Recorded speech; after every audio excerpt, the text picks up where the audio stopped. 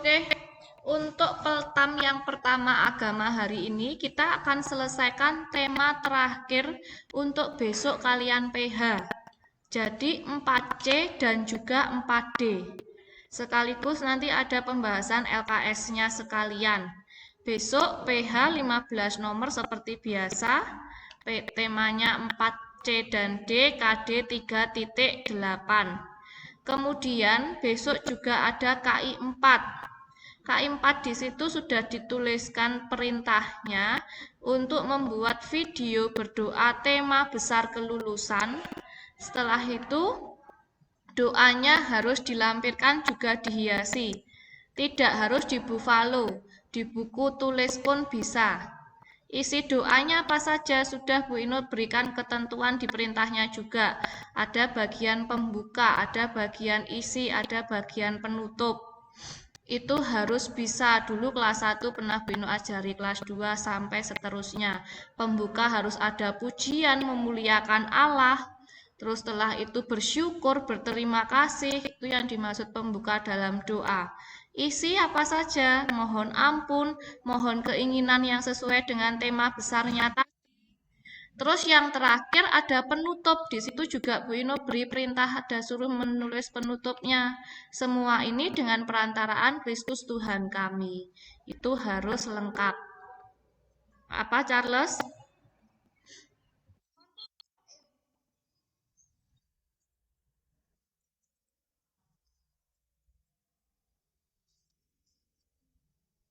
Nah, tulis tangan, nggak boleh diketik. Harus tulis tangan ya, karena nanti dihiasi juga.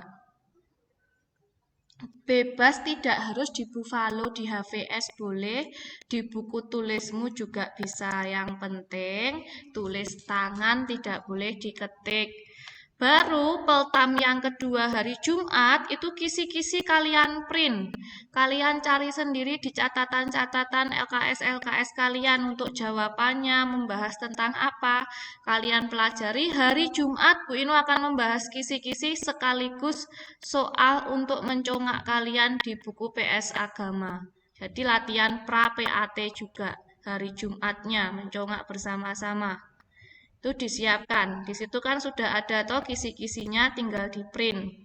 Ya, Bi.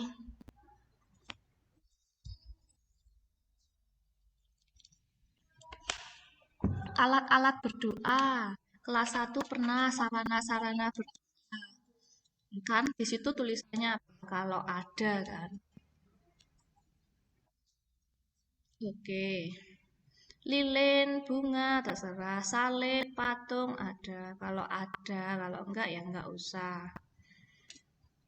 Nanti kan masa lilin untuk kalau jaga-jaga lampu mati kamu enggak punya. Namanya lo ya. Oke, kita akan membahas, Bino akan memberikan pemaparan. Kamera dinyalakan, meskipun peltam harus tetap. Tidak ada yang matikan kamera.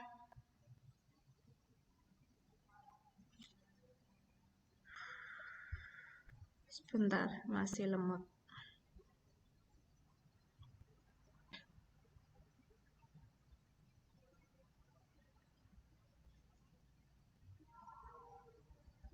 Kok nggak nyaut-nyaut ya?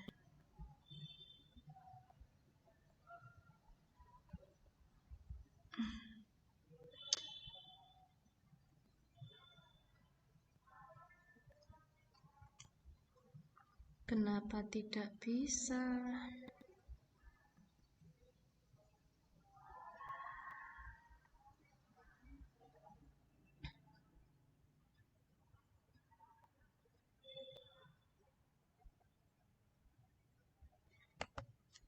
Duh. Bu Inu tak keluar, nanti gabung lagi ya. Soalnya agak lemot.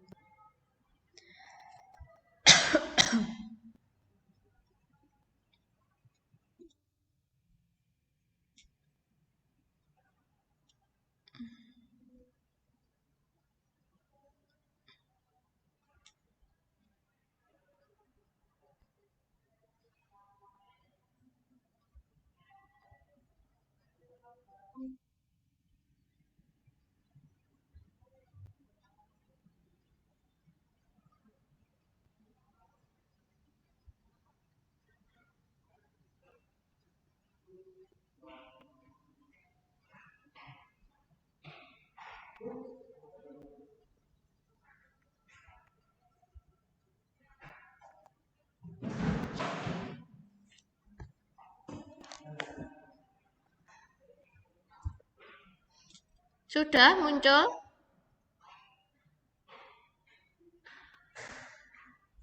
Iya, yang akan kita pelajari pertama kali ini ialah keadilan dan kejujuran. Ini kelas 5 sudah pernah belajar tentang adil dan jujur.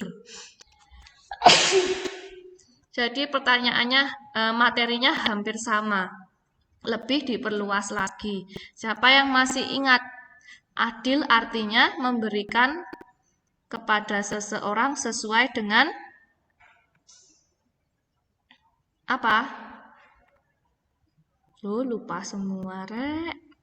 Besok Senin PAT, padahal sudah dikasih kisi-kisi jauh hari, nggak dicari-cari di buku-buku kelas 4, kelas 5. Ya apa ini? Kalian menjagakan apa? Kalau nggak ada usaha dari diri kalian sendiri-sendiri. Memberikan kepada seseorang sesuai dengan haknya. Bu Ino sudah pernah bilang di awal loh ya, kalian masuk kelas 4, materi kelas 4, kelas 5, kelas 6 itu dipakai untuk ujian sekolah, untuk ujian PAT. Apalagi yang buat soalnya bukan gurumu sendiri. Kalian nggak bisa menebak-nebak.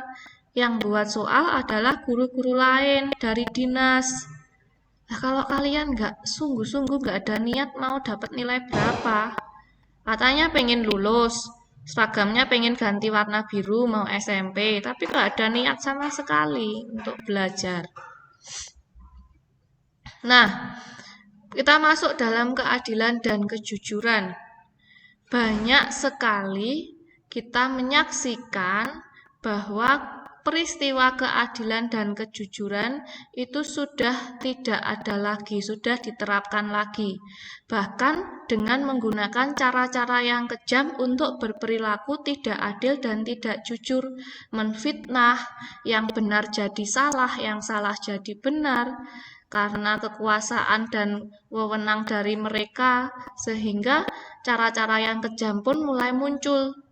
Lalu bagaimana caranya supaya menanamkan dalam diri seseorang untuk berperilaku adil dan jujur itu bagaimana caranya? Harus selalu mengolah apa materi minggu lalu? 4 yang B, mengolah apa dalam dirimu?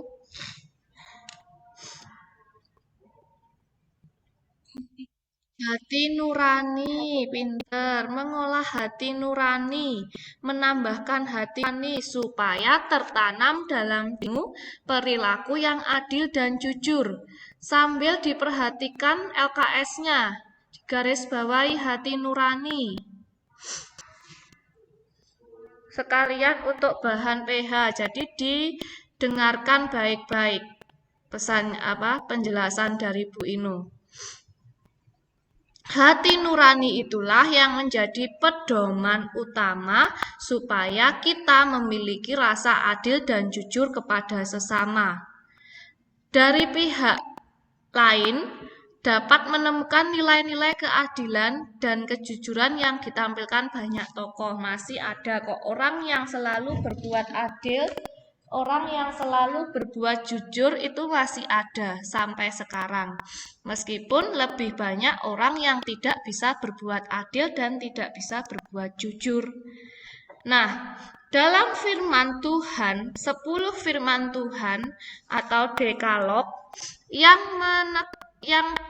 perintahnya berbunyi dengan hak milik orang, hak dari hak orang lain, hak milik orang lain, bersikap adil itu diatur dalam perintah yang keberapa dan keberapa?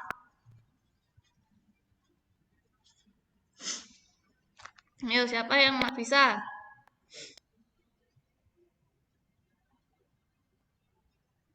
Perintah yang keberapa dan keberapa? 10 perintah Allah tentang adil.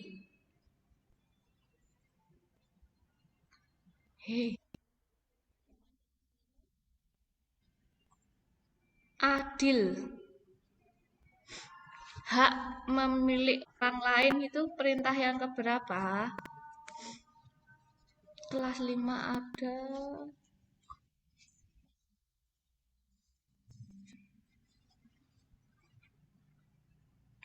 5 itu menghormati hidup orang lain. 5. Ayo diingat-ingat lagi 10 perintah Allah. 1 bunyinya apa? Ya ampun, tadi di 6B Bu Inu nggak sampai kayak gini loh. Perintah yang pertama bunyinya apa?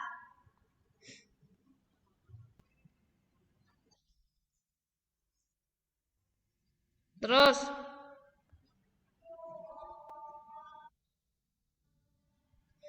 lupa semuanya.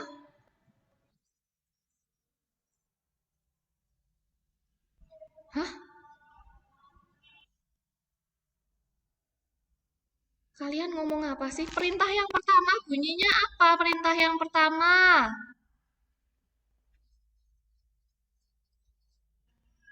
Jangan menyembah berhala, terus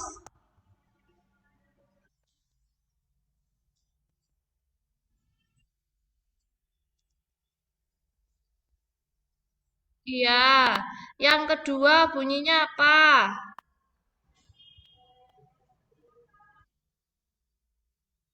Yang ketiga bunyinya apa? Gak boleh baca.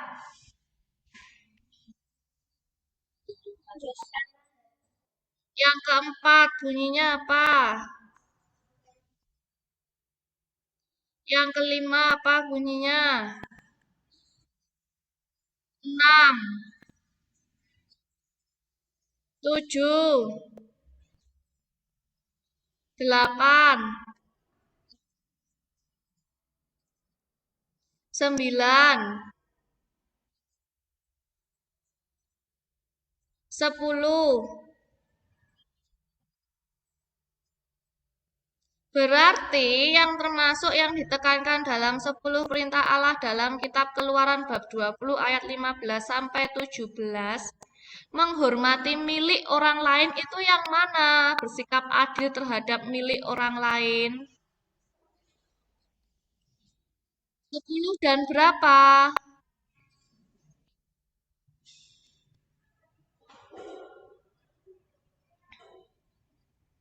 Yang lebih luas lagi yang mana? Milik orang lain. 7 dan 10. Ya Tuhan, jangan mencuri. Itu miliknya orang lain, harus dihargai. 7 dan 10 baru yang jujur. Itu pada perintah yang keberapa? Kejujuran. Ditulis biar enggak lupa. PH besok bisa. Keadilan tadi 7 dan 10. Terus yang kejujuran perintah yang mana? Kalian asal apa 10 perintah Allah tapi nggak tahu maknanya. Padahal kelas 4 sudah diajari. Perintah yang keberapa? Bunyinya apa?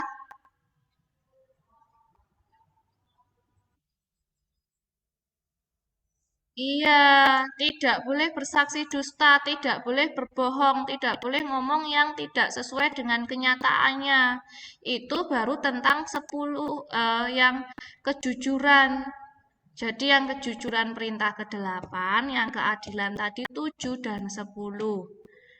Sudah ditulis? Besok sampai PH sik salah, awas lo ya. Nah, selain dalam 10 perintah Allah yang ada dalam kitab Keluaran, juga ada ajaran Yesus dalam kitab Injil Matius. Dalam Injil Matius bahwa Allah menghendaki terjadinya keadilan dan kejujuran karena hal itu sungguh memberikan suasana kehidupan bersama yang nyaman dan harmonis. Nyaman dan harmonis digarisbawahi. Matius tadi garis bawahi. Jadi bila kita menjalankan sesuai dengan kehendak Allah yaitu keadilan dan kejujuran, maka kita pun akan berasa nyaman dan harmonis. Kehidupannya akan tenang, akan tentram. Tuh, berikutnya.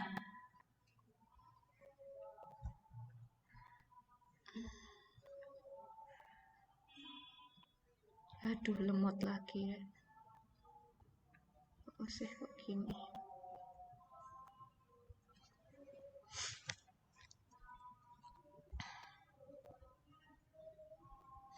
Sebaliknya, kita melihat dalam sejarah bangsa Israel.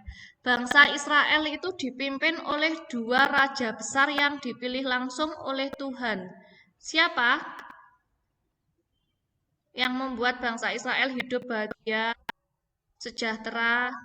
Daud dan siapa? Daud dan Salomo. Mereka selalu berjalan sesuai dengan perintah Tuhan, sehingga kehidupan bangsa Israel dapat menuju kesejahteraan. Nah, ketika bangsa Israel dipimpin oleh raja yang tidak setia kepada Tuhan, maka bangsa Israel pun mengalami kesengsaraan hingga dibuang ke pembuangan, perbudakan di Mesir, dibuang ke tanah Asyur, dan sebagainya. Maka di sini akar permasalahan dari perilaku tidak jujur dan tidak adil adalah apa? Akar permasalahannya keinginan dan keserakahan digarisbawahi. Bahkan perilaku tidak adil dan tidak jujur mengakibatkan sendi-sendi kehidupan di dalam masyarakat menjadi goyah. Karena apa yang menjadi penyebabnya? Hilangnya sikap tidak percaya dan curiga satu dengan yang lain. Mulai dari karena sampai yang lain digarisbawahi. Lebih jauh dari semua itu, perilaku tidak jujur dan tidak adil kerap berakibat perilaku lainnya yang tidak mencerminkan nilai-nilai luhur manusia. Yang tidak mencerminkan nilai-nilai luhur manusia digarisbawahi titik 2, yaitu perilaku korupsi. Untuk menutupi perilaku korupsi itu yang pertama. Apa, Kevin?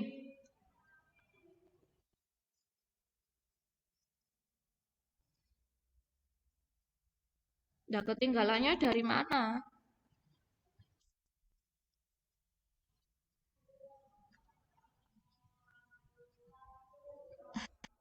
Yang kedua, tidak jujur dan tidak adil digarisbawahi. Diberi angka 2. Seseorang hati menculik, seseorang sampai hati menculik. Yang ketiga, mengintimidasi. Yang keempat, membunuh orang lain. Yang kelima. Dari sini, kejujuran menurut Yesus. Jadi kejujuran itu, jujur itu artinya ada sendiri. Mengatakan sesuai dengan sebenarnya itu secara umum. Tapi kejujuran menurut Yesus adalah sikap hati yang tegas, dibedakan. Kalau pertanyaannya ada kata arti kejujuran menurut Yesus apa? Dengan hanya jujur artinya apa, itu harus tahu, harus paham perbedaannya. Kalau menurut Yesus itu merupakan sikap hati yang tegas. Arti jujur secara umum mengatakan sesuai dengan yang sebenarnya. Dalam Injil Matius, jika ya katakan ya, dan jika tidak katakan tidak. Itu arti jujur menurut Matius. Ada 3. Arti jujur itu sendiri, arti jujur menurut Yesus, arti jujur menurut Matius. Paham? Berikutnya, Yesus menghendaki kita untuk bersikap jujur. Di atasnya ditulis manfaat dari sikap jujur titik 2.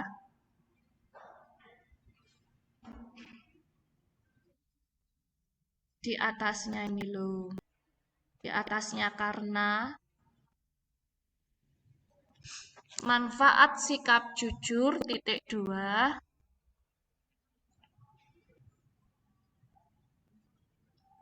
Yang pertama apa itu? Sikap jujur selain sesuai dengan hati nurani juga sesuai dengan kebenaran. Garis bawahi kasih angka 1. Sikap jujur juga berguna untuk membangun sendi-sendi kepercayaan di dalam kehidupan bersama. Itu manfaat yang kedua.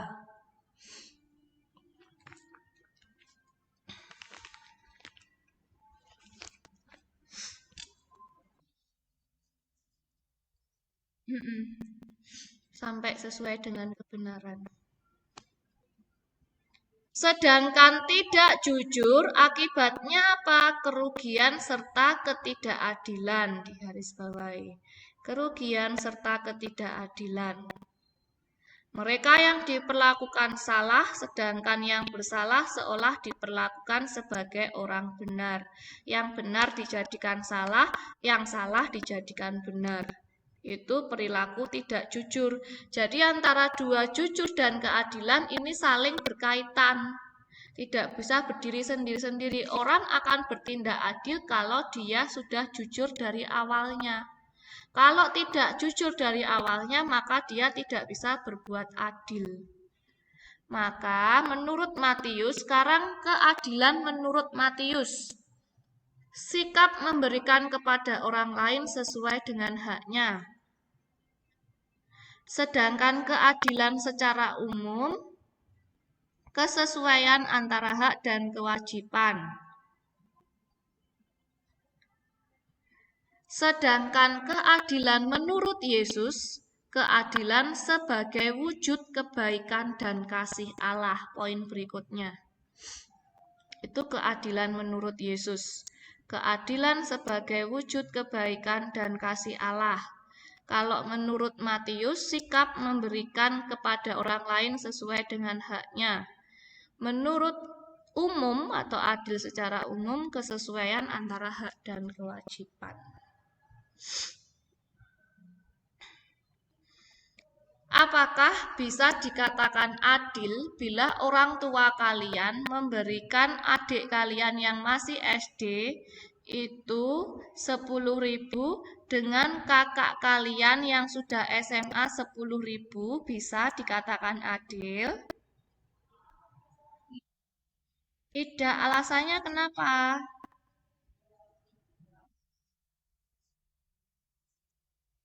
Kakak lebih besar makanya lebih banyak gitu ya. Karena kebutuhannya sudah berbeda. Kebutuhan kakak lebih banyak daripada kebutuhan kalian yang SD. Tuh, apakah bisa dikatakan adil jika guru memberikan semua nilai PH 100 semua? Baik yang memang betul atau yang memang seharusnya remedi. Ya enak Bu, saya yang tadinya belajar wis nggak usah belajar lagi.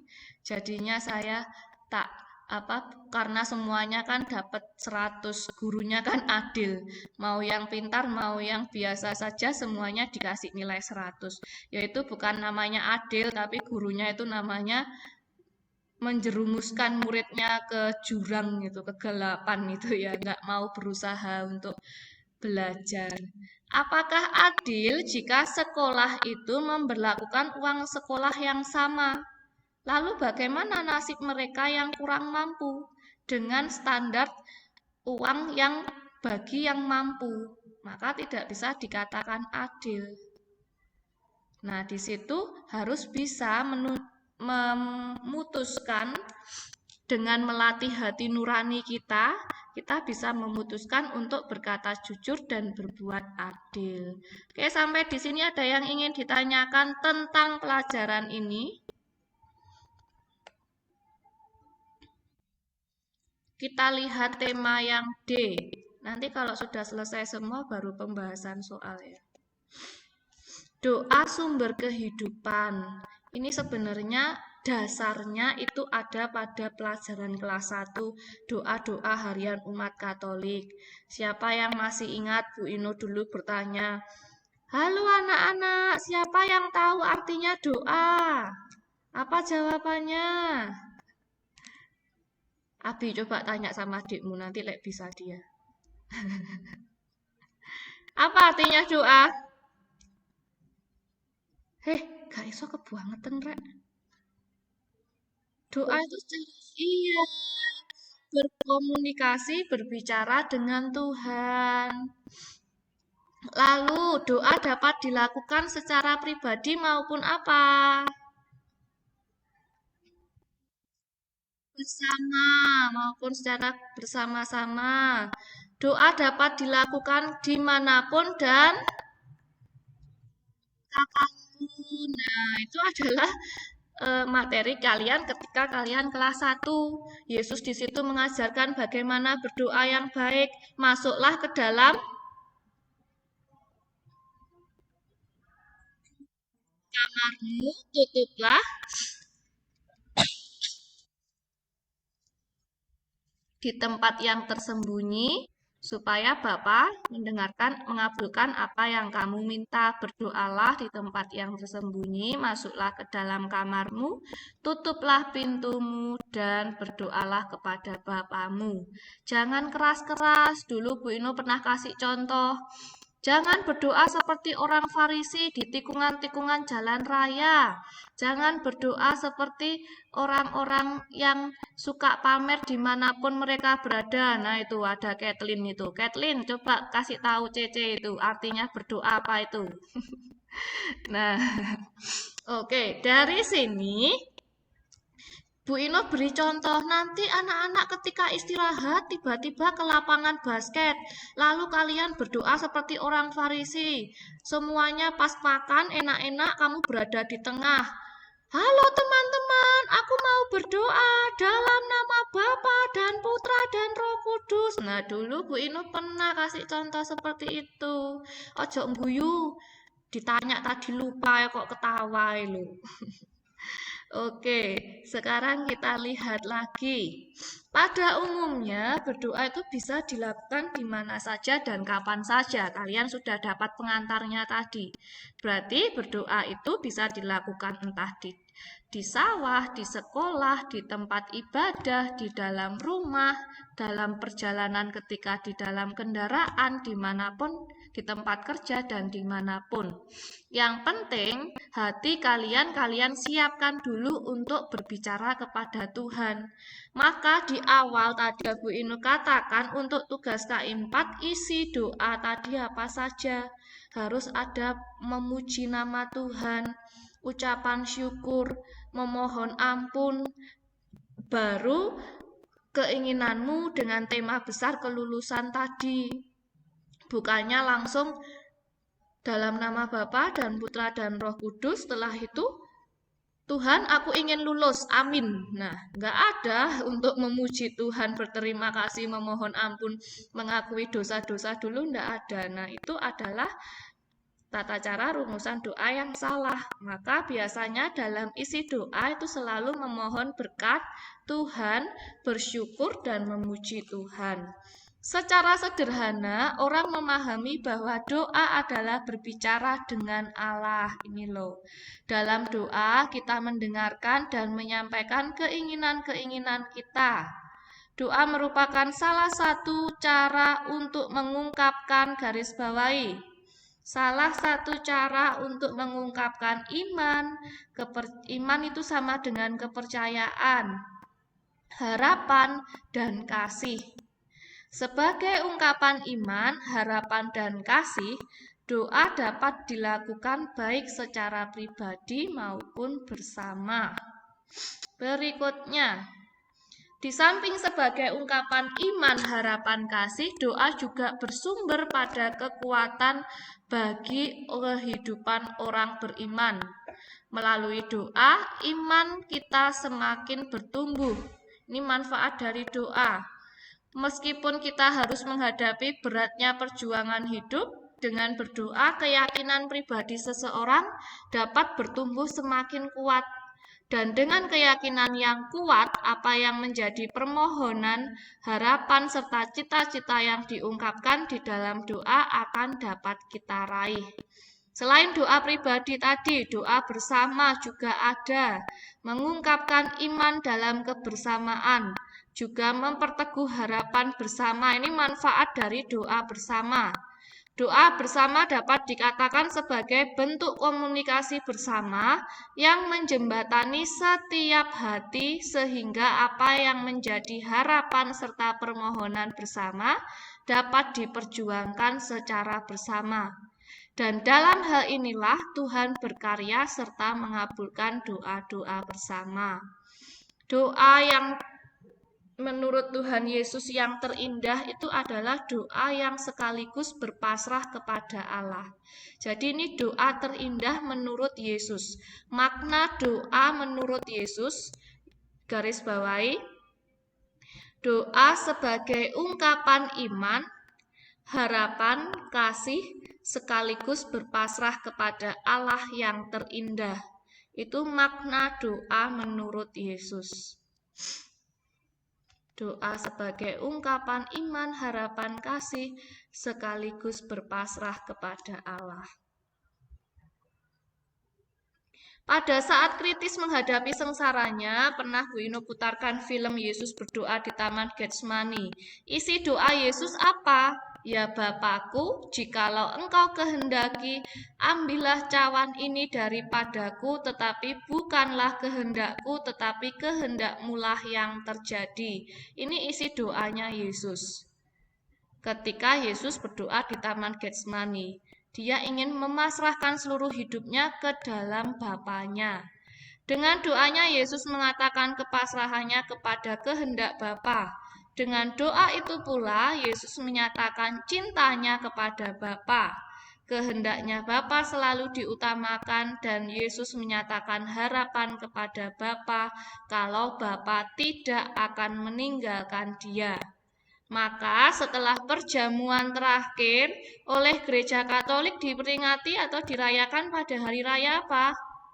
Perjamuan malam terakhir,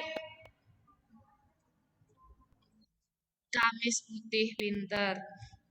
Di situ Yesus berdoa, terungkap iman, harapan, dan kasih Yesus kepada Bapanya. A sampai C itu dipahami sungguh-sungguh. Berikutnya,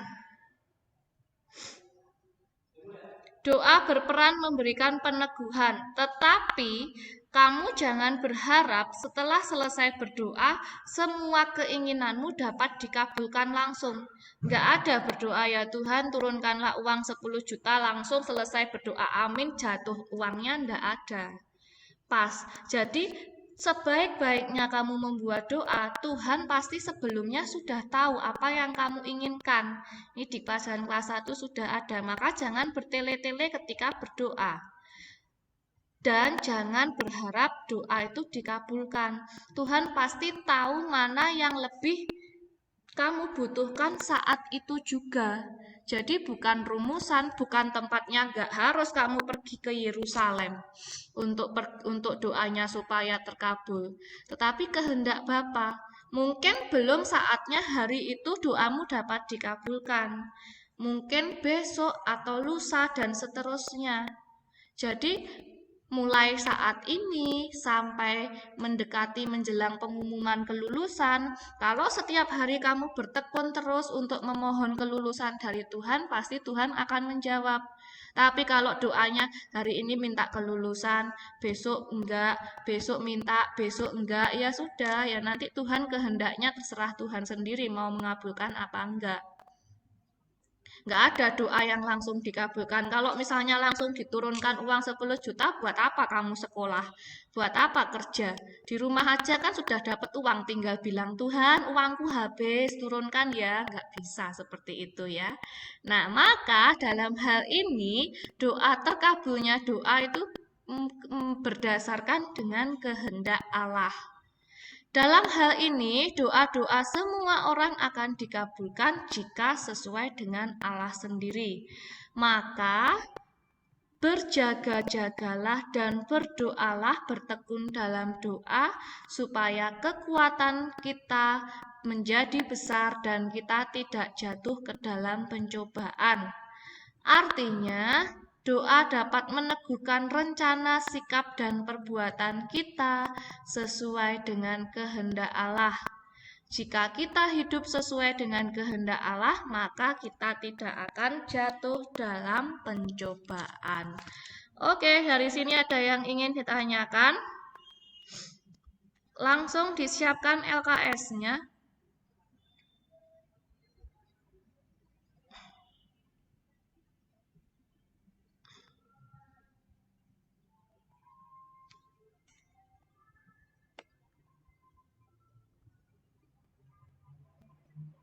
Nomor 1, ini jawabannya.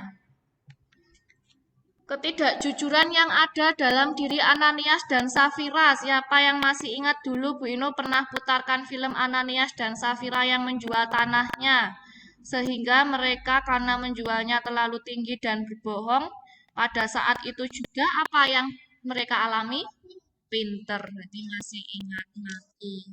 Tindakan ketidakjujuran merupakan tindakan mendustai diri sendiri, sesama, dan Tuhan. C.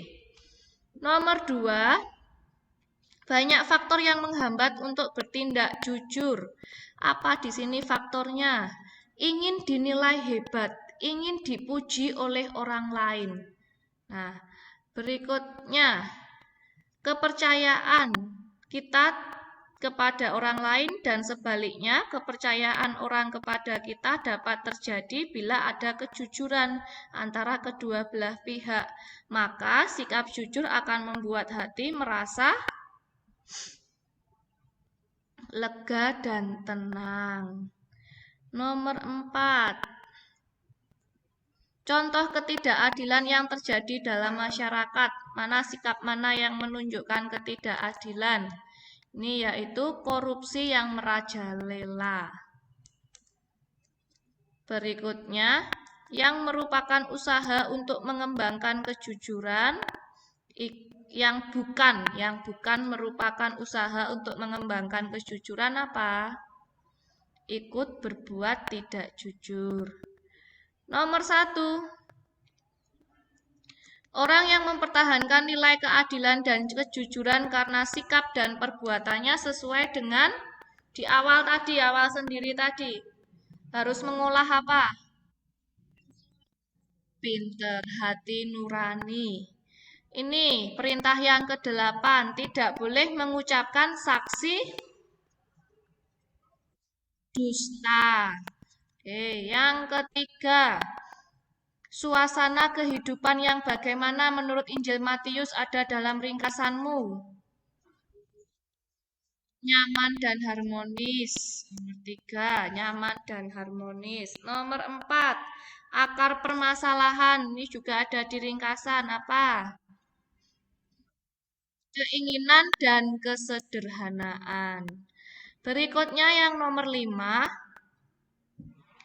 Perilaku tidak adil dan tidak jujur mengakibatkan sendi-sendi kehidupan di dalam masyarakat menjadi goyah karena hilangnya sikap tidak ada di ringkasan. Percaya dan saling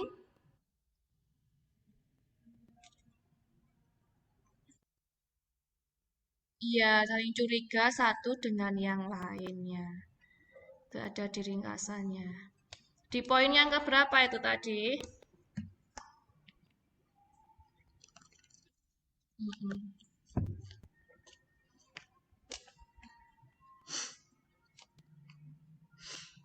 Sudah sampai Romawi 2 sudah? Dusta.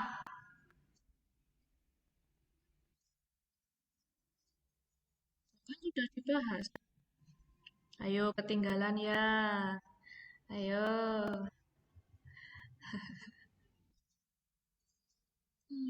Tiga yang Romawi berapa?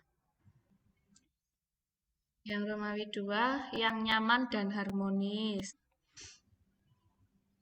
Ini loh, kalau Bu Inu kasih kunci itu kalian akhirnya menjaga no Bu Inu. Oh nanti dikasih kunci, jadi sekarang nggak nulis. Makanya yang ini nanti nggak Bu Inu berikan, langsung Bu Inu bahas.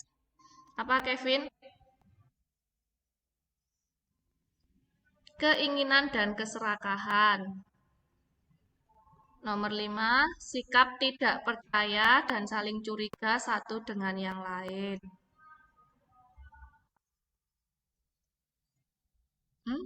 Nah, tadi apa di awal tadi Bu Inu sudah menjelaskan tadi? Nah, iya. Keinginan dan keserakahan. Yang dimaksud dengan jujur dan adil secara umum ini yang ditanyakan. Tadi di ringkasan sudah Bu Inu suruh garis bawahi. Arti adil dan jujur secara umum, dicari sendiri.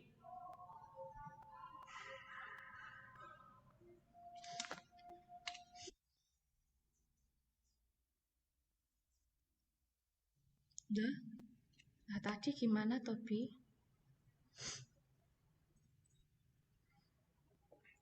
Jujur menurut Yesus ini, jujur secara umum ini.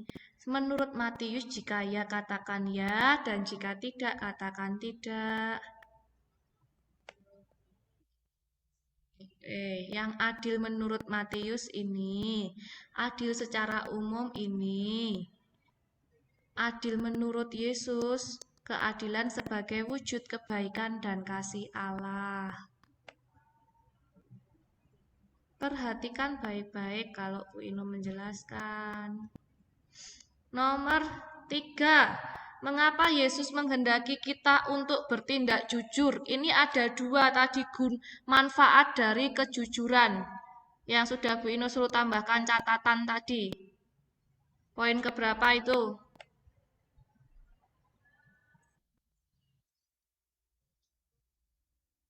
Ya, ini. Karena sampai sendi-sendi dalam kehidupan bersama.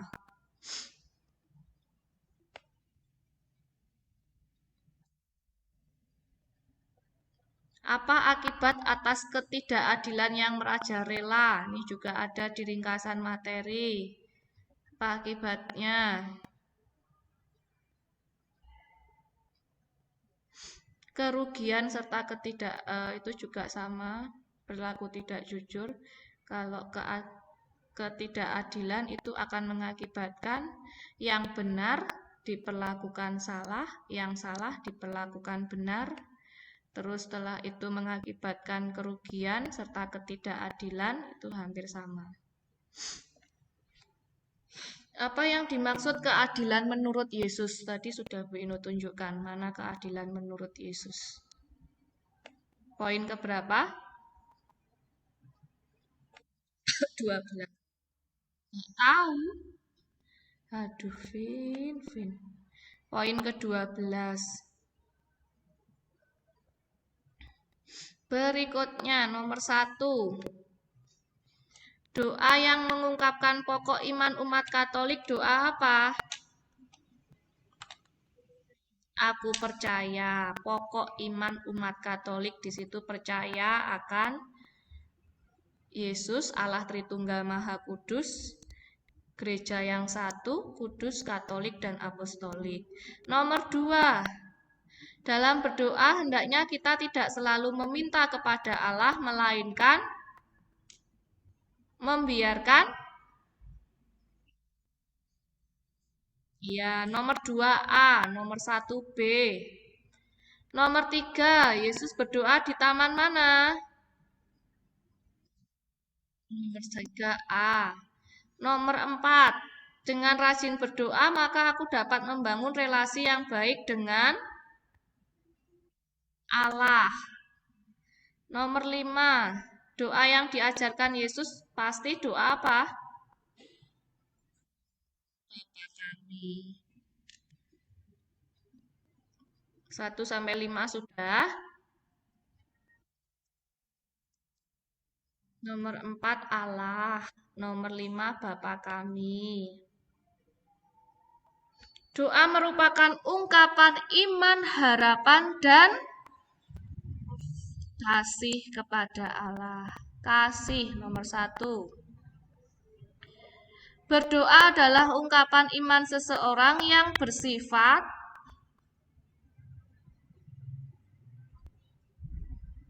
apa? Pribadi, karena hanya dia sendiri dan Tuhan yang tahu. Privasiku sama Tuhan, biasanya kan kalian gitu.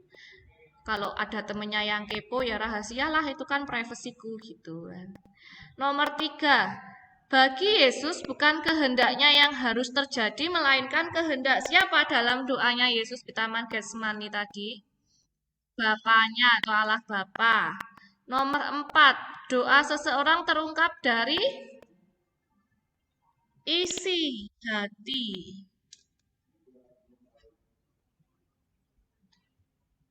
Nomor 5, bagi orang Kristiani, Allah adalah pribadi yang dekat dan penuh apa? Kasih. Isi doa Yesus di Taman Getsemani ditulis sendiri, ada di poin berapa?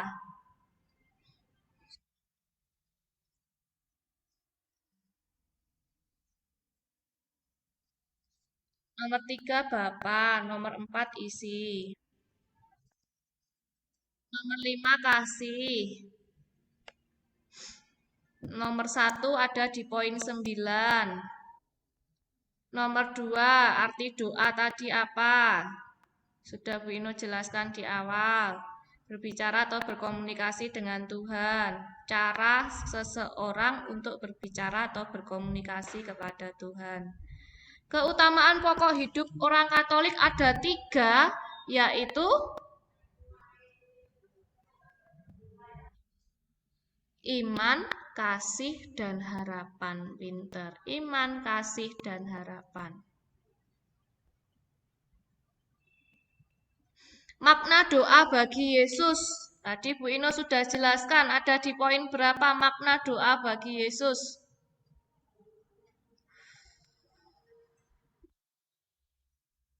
Ke-8. Doa sebagai ungkapan iman, harapan, kasih, sekaligus pasrah kepada Allah. Itu arti doa bagi Yesus. Menurut kamu, bagaimana cara berdoa yang benar? Tidak bertele-tele, tidak pamer, berdoa di tempat yang tersembunyi, sikap hormat, sikap sopan, sungguh-sungguh, sesuai dengan ajaran Yesus tadi itu. Menurut kamu, dihormat, sopan, tidak boleh main-main. Oke, sampai di sini. Besok siap PH.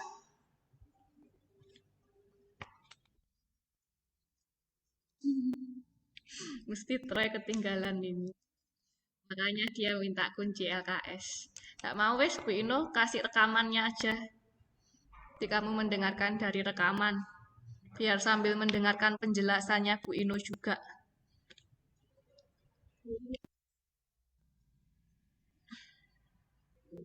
Apa?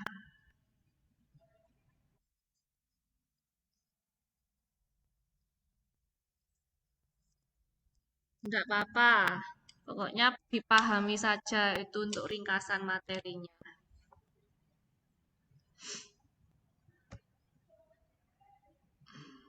Oke. Sampai di sini. Jumat kita bertemu dalam peltam yang kedua.